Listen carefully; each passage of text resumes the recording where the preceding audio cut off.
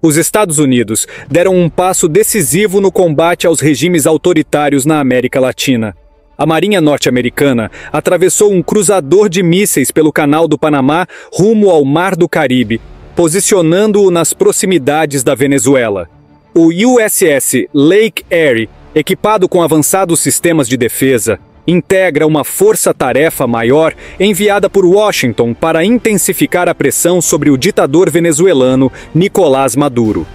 Trata-se de uma das maiores concentrações navais dos Estados Unidos na região desde os anos 1990. Oficialmente, a operação faz parte da guerra contra os cartéis de drogas. Trump acusa Maduro de liderar um desses cartéis, o Cartel de Los Soles. Na prática, porém, fica claro que Maduro está na mira direta. Washington já havia indiciado o ditador chavista por narcoterrorismo e agora monta uma presença naval sem precedentes às suas portas. A resposta do regime venezuelano veio em tom desafiador. Maduro classificou a operação americana como ameaça direta à soberania nacional e anunciou uma mobilização maciça de suas forças leais. Maduro ordenou exercícios e fez visitas às bases militares, aparecendo fardado e cercado por tropas em vídeos oficiais para inflamar o nacionalismo. Ele convocou cerca de 4,5 milhões de milicianos civis a se alistarem, em sua maior parte, idosos e mulheres sem nenhum treinamento, alegando que precisam cobrir todo o território nacional diante da possível incursão estrangeira. Em discurso de fanfarronice típica, Maduro disse que quem ousar atacar a Venezuela vai ter que ter um caminhão de coragem. E que, em seu país, sobram cojones para defender a terra sagrada, avisando que quem vier por lã sairá tosquiado e que nós venceremos. Paralelamente, o ditador ordenou o deslocamento de tropas para pontos estratégicos, incluindo o reforço da fronteira com a Colômbia, e afirmou que drones e navios patrulhariam as águas territoriais venezuelanas em resposta aos Estados Unidos. Embora Maduro alardeie ter milhões de combatentes prontos, acredita-se que apenas uma pequena fração desse número esteja efetivamente ativa e treinada. O resto é apenas propaganda fajuta.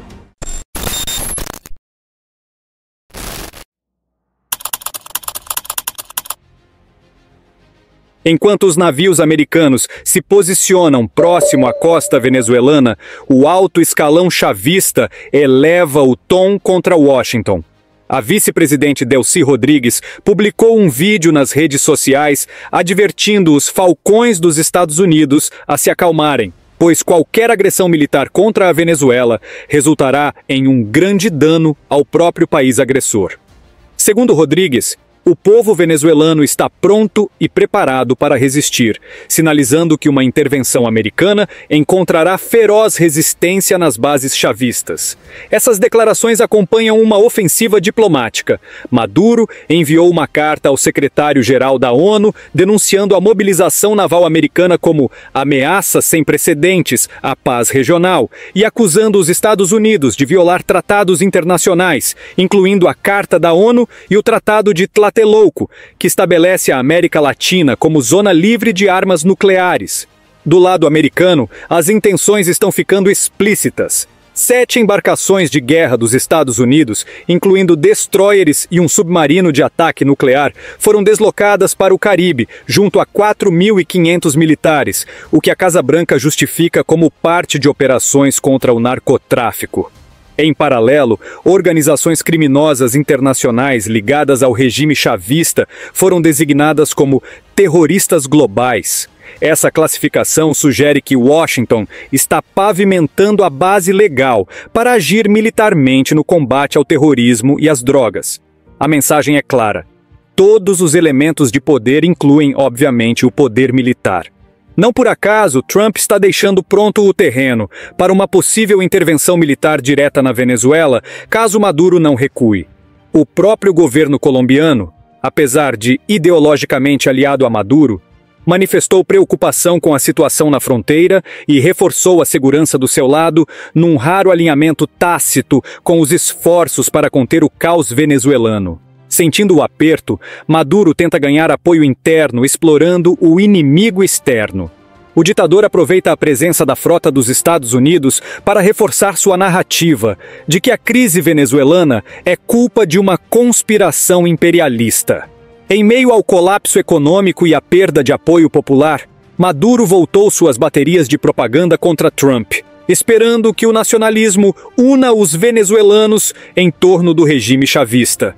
Visitando quartéis, vestindo o uniforme militar e posando ao lado de armas, ele busca projetar a imagem de um comandante resistente, mesmo enquanto seu país padece com hiperinflação e êxodo migratório. Defender a paz e a soberania virou seu mantra, ironicamente proferido por quem arruinou a democracia e a prosperidade da Venezuela. Em discurso recente, Maduro acusou explicitamente os Estados Unidos de tentarem promover uma mudança de regime em Caracas, ou seja, derrubá-lo do poder à força.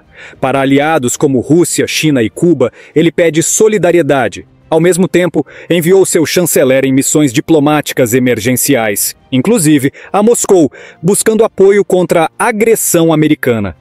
A escalada de tensão entre Estados Unidos e Venezuela coloca toda a América Latina em alerta. As movimentações de Washington são um prelúdio a uma intervenção militar, seja um bloqueio naval rigoroso ou mesmo ações pontuais dentro da Venezuela para capturar Maduro e seus generais acusados de narcotráfico.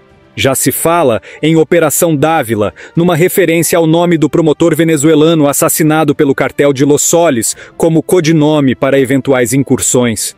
Embora o governo americano insista que o objetivo imediato é sufocar as rotas do tráfico de drogas, o fato de ter reunido sua maior força naval no Caribe em décadas e de dobrar a aposta contra Maduro indica que todas as opções estão na mesa. As consequências de uma ação militar desse porte seriam significativas. Países vizinhos da Venezuela, como Colômbia e Brasil, já sentem os efeitos indiretos da crise venezuelana há anos, sobretudo na forma de fluxos migratórios de refugiados e do avanço de organizações criminosas transnacionais. Uma intervenção poderia agravar inicialmente esses fluxos, com venezuelanos buscando escapar do conflito, mas também abriria a chance de restaurar a democracia num país arruinado por Maduro e sua quadrilha. No Brasil, a situação gera uma saia justa. Lula sempre foi simpático a Maduro e hostil às políticas de Trump, mas a possibilidade de confronto militar na região exige prudência. Lula, por ora, adota postura cautelosa. O Itamaraty oficialmente prega solução pacífica e diálogo, evitando endossar qualquer intervenção. Fontes diplomáticas brasileiras, porém, admitiram à imprensa que veem o envio de navios dos Estados Unidos como uma clara tentativa de intimidação a governos latino-americanos alinhados ao socialismo bolivariano. Em outras palavras, Lula enxerga na movimentação americana um recado para ele também e seus aliados regionais. Se continuarem flertando com ditaduras, podem enfrentar retaliações. Essa tensão expõe uma divisão geopolítica na América Latina. De um lado, regimes autoritários de esquerda, Venezuela, Nicarágua, Cuba e seus simpatizantes, entre os quais se incluem Lula e outros líderes bolivarianos, acusam os Estados Unidos de intervencionismo e imperialismo. Do outro lado, forças democráticas e liberais veem a ação de Trump como um freio necessário às pretensões desses ditadores de se eternizarem no poder, violando direitos humanos. Organismos regionais estão divididos. A OEA não condenou firmemente o movimento dos Estados Unidos, enquanto a ALBA e outros fóruns dominados pela esquerda denunciam os ventos de guerra. No Brasil, a opinião pública também se polariza, mas é notável o crescente apoio de setores da sociedade à postura firme de Trump contra Maduro, mesmo entre críticos de outras políticas americanas. Afinal, trata-se de enfrentar uma ditadura brutal às portas do Brasil, responsável pelo êxodo de milhões e pela desestabilização continental. O envio do navio de mísseis ao Caribe sinaliza que os Estados Unidos de Donald Trump estão dispostos a liderar um confronto direto contra a tirania de Maduro. Trata-se de uma mensagem poderosa em defesa da liberdade e dos direitos humanos, valores que o regime chavista pisoteou nos últimos 20 anos. Essa demonstração de força tem efeitos que reverberam até o Brasil. Mostra que os inimigos da democracia não terão vida fácil. E deixa desconfortáveis Lula e seus aliados, que vêm tentando proteger e relativizar ditaduras amigas. A partir do momento em que um porta-mísseis americano corta as águas do Panamá em direção à nossa região, fica claro que a paciência com Maduro, e por extensão com seus cúmplices ideológicos, chegou ao limite. Uma pergunta que os inscritos do canal sempre fazem é: se o regime de Maduro cair, o Foro de São Paulo perde força? Se Maduro for derrubado ou capturado, a coesão ideológica do Foro de São Paulo será duramente atingida. A organização se beneficia da presença de governos aliados para mobilização, financiamento e visibilidade política.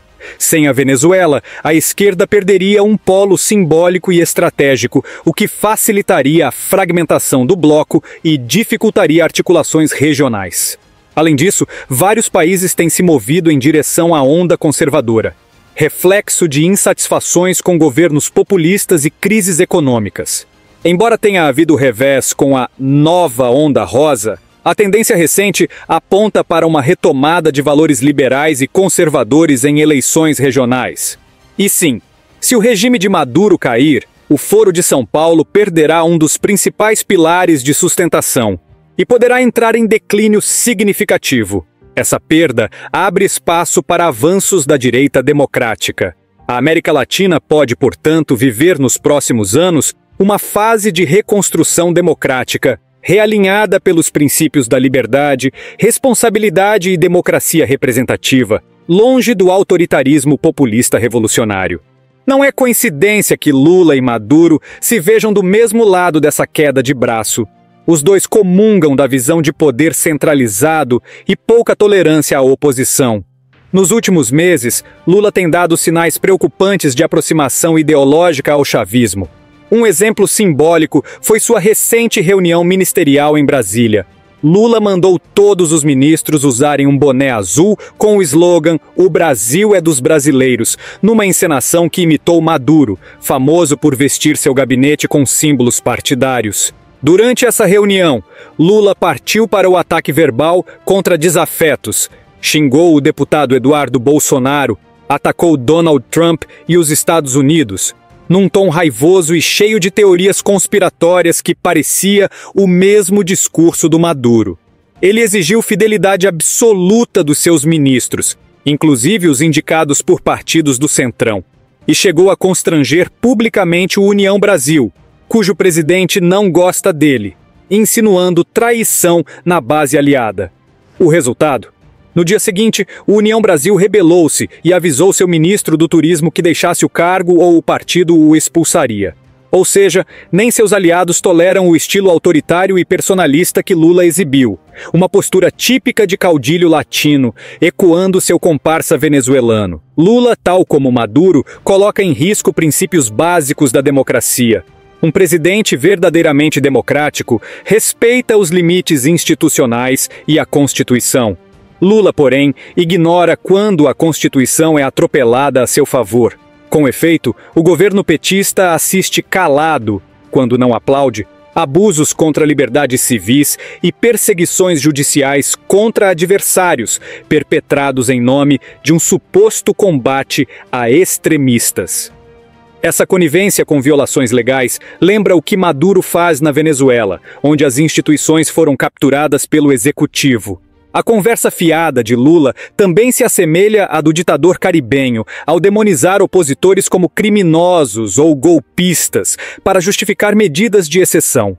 No tocante à soberania nacional, tão cara a qualquer país livre, Lula mostra-se fraco. Seu governo preocupa-se mais em propaganda do que em proteger de fato o Brasil das ameaças reais. Enquanto ele e seus ministros posam de chapéu colorido falando em Amazônia e soberania em eventos internacionais, a realidade é que grandes porções do território brasileiro estão dominadas pelo crime organizado. Um relatório recente da Secretaria de Segurança do Amazonas revelou que facções criminosas controlam as principais rotas fluviais na Amazônia e operam quase 200 pistas de pouso clandestinas para aviões e helicópteros do narcotráfico. Nos confins do norte, na fronteira com a Venezuela e a Bolívia, traficantes aterrissam e decolam livremente, carregando drogas, sem serem molestados. Total ausência do Estado brasileiro nessas áreas.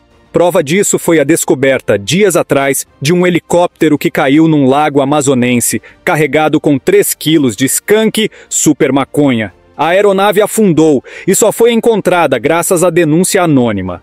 Os criminosos atuam como se não houvesse fronteiras ou lei. Isso é falta de soberania real. Enquanto não houver força policial e militar dissuasória nessas regiões, não vai adiantar nada botar bonezinho azul para fazer propaganda. Em outras palavras, Lula finge soberania em reuniões ministeriais ensaiadas, mas não a garante onde importa. Nas ruas e fronteiras controladas por bandidos e até por ONGs e potências estrangeiras que avançam sobre a Amazônia sem resistência.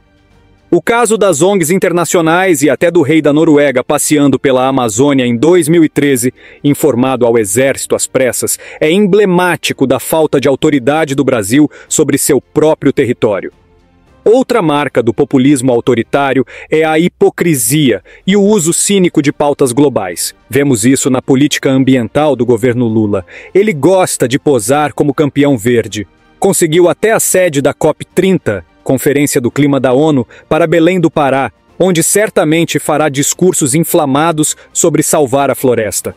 Porém, na prática, o país da COP30 acaba de leiloar novas usinas termoelétricas a carvão, gás e diesel, ou seja, expandindo o uso de combustíveis fósseis altamente poluentes. Projetos de energia limpa, como a conclusão da usina nuclear, Angra 3 ou novas hidrelétricas nos rios caudalosos, seguem paralisados, mas o governo aposta em termoelétricas sujas e caras. Qual a desculpa? Nenhuma convincente. Preferem desviar o foco culpando o gado pela emissão de metano numa narrativa infantil que criminaliza pecuaristas, porque muitos não votam no PT e atribui às flatulências bovinas o aquecimento global. É rir para não chorar. Atacam o pum do gado, para agradar ONGs e militantes, enquanto licenciam carvão e petróleo nos bastidores, puro teatro ideológico, bem ao estilo do Foro de São Paulo, que prega uma coisa e faz outra. Mas talvez nada escancare mais o projeto autoritário em curso do que a instrumentalização do judiciário para proteger aliados e perseguir inimigos. No mesmo momento em que Lula dá uma de machão contra Trump e defende Maduro, vimos seu aliado no STF, Dias Toffoli, ex-advogado do PT, tomar uma decisão chocante. Ele anulou todas as provas obtidas na Operação Lava Jato contra o doleiro Alberto Youssef, um dos pivôs do escândalo de corrupção da Petrobras. Com um canetaço, Toffoli tornou Youssef ficha limpa, invalidando inclusive a confissão do criminoso e os acordos de devolução de dinheiro roubado. Os bilhões recuperados pela Lava Jato e a punição dos corruptos ficaram comprometidos. Essa decisão arbitrária derruba pilares da civilização ocidental, pois destrói a ideia de que crimes comprovados devem ser punidos e de que ninguém está acima da lei. Serve apenas para garantir impunidade a corruptos poderosos ligados ao petismo, reescrevendo a história para livrá-los de culpa. Combate à corrupção, que era política de Estado até poucos anos atrás, foi substituído pela proteção aos corruptos camaradas. Não é de espantar que a opinião pública perceba a mão de Lula por trás disso. Afinal, quem mais se beneficia do descrédito da Lava Jato senão ele e seu partido? Mesmo órgãos teoricamente técnicos vêm sucumbindo à farra de ilegalidades no clima de vale-tudo instaurado. Veja-se o caso do Tribunal de Contas do Estado do Rio Grande do Sul. Seu presidente, vice e corregedor foram pegos recebendo pagamentos indevidos de licenças-prêmio e tiveram de ser condenados a devolver verdadeiras fortunas. R$448 mil, R$300 mil e R$471 mil, respectivamente. A ação foi movida por deputados estaduais inconformados com a farra e a justiça confirmou as condenações. É positivo que haja punição nesse caso, mas ilustrativo. Até quem deveria zelar pelo dinheiro público caiu na roubalheira. Esse tipo de escândalo multiplica-se no Brasil sem que Lula demonstre qualquer interesse em sanear a administração. Pelo contrário, muitos desses atores continuam orbitando a política aliados ao grupo governante. A ética e a legalidade estão sendo solapadas em todas as frentes, enquanto o governo se preocupa mais em perseguir seus opositores do que em resolver a corrupção sistêmica. Apesar do cenário adverso, setores da direita brasileira, sistematicamente hostilizados pelo governo Lula e seus comparsas no sistema, começam a reagir e a trazer a público a verdade dos fatos. Destacamos alguns episódios recentes que ilustram essa resistência e a perseguição política em curso. O jovem deputado federal Nicolas Ferreira anunciou que vai processar Lula por difamação. Em entrevista a uma rádio, Lula insinuou que um deputado, referindo-se claramente a Nicolas, defendia o crime organizado ao criticar medidas do governo relacionadas ao PIX e à Receita Federal. Lula e seus comparsas acusaram Nicolas de defender o crime organizado, após o deputado divulgar em janeiro um vídeo alertando sobre possíveis taxas governamentais no sistema de pagamentos PIX. Esse vídeo viralizou nas redes e levou o governo a recuar de uma normativa sobre fintechs. Recuo que, segundo o PT, teria beneficiado facções criminosas que usam brechas financeiras para lavar dinheiro. De fato, a própria Receita Federal admitiu que uma onda de fake news obrigou a revogar regras mais rígidas para fintechs, atrapalhando a fiscalização de contas ligadas ao crime organizado. Mas a tentativa de vincular Nicolas ao crime organizado soa profundamente irônica e hipócrita, pois é o governo Lula que tem ligações sombrias com facções criminosas. Como os eventos recentes vêm demonstrando, Nicolas reagiu imediatamente, chamando a declaração de Lula de mentira torpe, criminosa e irresponsável.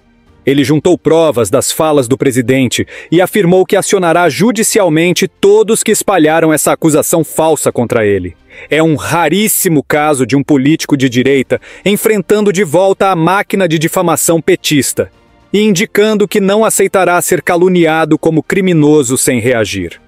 Lula promete expor rostos no crime organizado. Em viagem a Minas Gerais, Lula dobrou a aposta no discurso de criminalizar adversários. Vamos mostrar a cara de quem faz parte do crime organizado neste país, disse o petista em entrevista ao comemorar operações policiais recentes.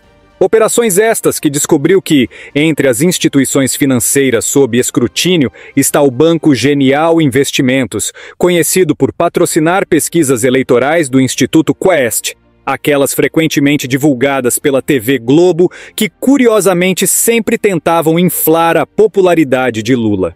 Denúncias surgiram ligando a Genial Investimentos aos esquemas do grupo criminoso, levantando a suspeita de que dinheiro sujo do crime organizado possa ter irrigado pesquisas pró-Lula. Mas, até o momento, não há prova cabal de que os levantamentos da Quaest tenham sido fraudados pelo crime organizado.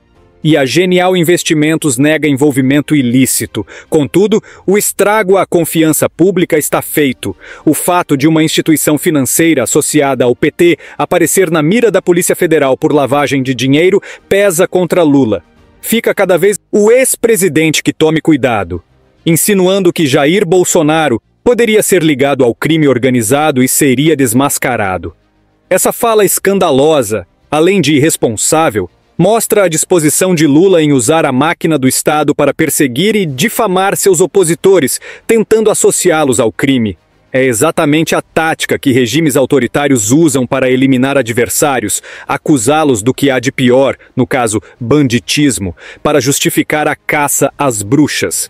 O próprio Lula revelou já estar conversando com o presidente da Câmara para viabilizar a cassação do mandato de Eduardo Bolsonaro, chegando a rotulá-lo como o maior traidor da história deste país.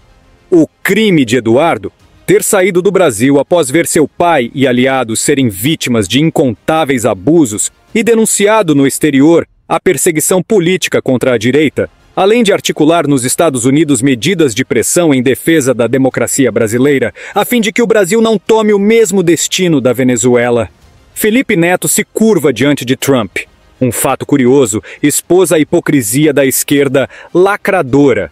O influenciador digital Felipe Neto, conhecido por atacar ferozmente Donald Trump online, começou a apagar suas postagens ofensivas contra Trump no X. O motivo? Medo de perder o visto americano. Recentemente foram anunciadas medidas que permitem monitoramento de redes sociais de solicitantes de visto e Felipe Neto, que adora passear e fazer compras nos Estados Unidos, além de provavelmente possuir patrimônio por lá, entrou em pânico. Ele apagou tweets antigos em que chamava Trump de monstro criminoso e acusava os Estados Unidos de atrocidades, tudo para tentar limpar sua barra. Mas a internet não perdoa. Usuários já resgataram prints das mensagens dele expondo suas posições anti-americanas. Ou seja, quando viu seu privilégio pessoal ameaçado, o esquerdista que posava de valente correu para censurar a si próprio. Ficou provado que sua coragem era só bravata para ganhar aplausos fáceis. Na verdade, ele é um covarde, sabe que precisa dos Estados Unidos e não quer largar o conforto que a terrível América imperialista proporciona. Lembrando que esse canalha fez fama e fortuna através de uma plataforma norte-americana, o YouTube, Felipe Neto devia ser proibido de utilizar qualquer plataforma norte-americana. Mas para essa corja não existe crime de opinião, nada como a perspectiva de ser barrado na imigração para calar um hipócrita. No Rio de Janeiro, a onda de insegurança pública, jamais efetivamente combatida pelo governo atual, atingiu até a família do ex-presidente. Bandidos armados invadiram a casa dos ex-sogros de Jair Bolsonaro, os avós maternos do senador Flávio Bolsonaro, em Resende. Os criminosos fizeram os idosos reféns e chegaram a exigir dinheiro dizendo acreditar que Bolsonaro teria enviado valores para eles numa tentativa bizarra de extorsão. A Polícia Civil prendeu 2 suspeitos 5 dias depois, recuperando bens roubados e apreendendo armas e veículos usados no crime. Outros integrantes da quadrilha são procurados. O fato de marginais escolherem justamente familiares do líder da oposição como alvo acende alertas. Teria sido uma coincidência ou eles achavam que, pelo clima político, essa família estaria desprotegida? De todo modo, o episódio mostra a audácia dos criminosos hoje no Brasil, sentindo-se impunes, a ponto de afrontar até quem tem segurança e visibilidade. Fruto direto de um governo que trata bandidos com leniência enquanto fustiga cidadãos de bem. Fake news sobre morte de Trump desmentida. A máquina de desinformação não para. Circulou nas redes o boato de que Donald Trump teria morrido sem qualquer evidência. Em poucas horas, a mentira se alastrou tanto que as buscas no Google por Trump morreu subiram 1000% e o tema virou trending topic global. Era fake, obviamente. A resposta veio da melhor forma. Trump apareceu em público indo jogar golfe, vivíssimo e despreocupado, calando os mentirosos. A origem exata do rumor não foi determinada, mas tudo indica que setores mal intencionados tentaram gerar pânico, chegaram a apontar fotos de Trump com hematomas nas mãos, comparando-o à rainha Elizabeth pouco antes de falecer, numa teoria da conspiração macabra. No fim, o tiro saiu pela culatra. Trump tirou onda da situação e a farsa expôs mais uma vez como setores da mídia militante não têm limites, nem respeito ao espalhar notícias falsas, mas serve de alerta sobre o nível de fake news que circula contra líderes da direita. Em mais um capítulo do lawfare contra Jair Bolsonaro, o ministro Alexandre de Moraes impôs medidas ainda mais draconianas na prisão domiciliar do ex-presidente. Moraes determinou vistorias em todos os veículos que saiam da residência de Bolsonaro e ordenou monitoramento policial presencial 24 horas na área externa da casa. A justificativa oficial são alertas da Polícia Federal sobre risco de fuga e pontos cegos no perímetro. Algo totalmente descabido, já que Bolsonaro cumpre rigorosamente as medidas e jamais deu indicação de que pretendesse fugir. Mesmo assim, Moraes quer agentes vasculhando porta-malas de carros de familiares e visitantes, registrando placas e nomes diariamente. Trata-se de um constrangimento ilegal, uma vigilância humilhante, digna de regimes ditatoriais, inédita contra um ex-chefe de Estado na história brasileira. Nem durante o regime militar ou na Lava Jato, vimos tal nível de humilhação com um investigado. A própria Procuradoria-Geral da República ponderou que não havia necessidade de policiais dentro da casa, mas Moraes ignorou parcialmente e manteve um cerco ostensivo do lado de fora. Esse excesso deixa claro que o objetivo não é justiça, e sim o prazer tirânico de sufocar Bolsonaro e intimidar quem o apoia. Cada dia, novas restrições são criadas numa prisão domiciliar que já virou um estado de exceção particular. O recado do sistema lulista, via STF, é: Bolsonaro estará vigiado e tolhido em tudo, numa clara perseguição política. Mas longe de desanimar a oposição, isso só reforça a percepção de que Bolsonaro é um preso político e de que é preciso lutar ainda mais pela liberdade e pela restauração plena da democracia no Brasil. A direita democrática brasileira, mesmo perseguida, inspira-se nessas ações e permanece firme. Seja nas ruas, seja nas redes ou nas tribunas, não nos calaremos diante de abusos. A verdade está do nosso lado e a história mostra que nenhuma ditadura resiste quando os defensores da liberdade se unem. Hoje, Maduro treme com os navios de Trump. Amanhã, quem sabe, poderemos ver Lula e seus comparsas respondendo por seus atos. O importante é manter acesa a chama da resistência, com coragem, com informações verdadeiras e com a fé nos valores que fundaram nossas democracias. E se você chegou até aqui, é porque se interessa por geopolítica e assuntos militares sem filtro, com análise direta e patriótica. Então não esqueça. Se inscreva agora no canal Pauta Militar, ative o sininho para não perder nenhum vídeo e já deixe o seu like para fortalecer esse trabalho. Compartilhe este vídeo com seus amigos, grupos e redes sociais. Quanto mais brasileiros bem informados, mais forte fica a nossa voz contra a desinformação da mídia tradicional. Você que é patriota de verdade pode ir além. Ajude a manter este canal independente. Aponte a câmera do seu celular para o QR Code do Pix que está aparecendo na sua tela e faça sua contribuição. Cada doação, por mínima que seja, faz diferença para que a gente continue produzindo conteúdo de qualidade. E não esqueça, torne-se também membro do canal, entrando para o nosso clube de membros. Lá você terá benefícios exclusivos, conteúdos extras e fará parte de uma comunidade engajada, que defende soberania, liberdade e verdade. Este foi mais um vídeo do canal Pauta Militar, e eu te espero no próximo.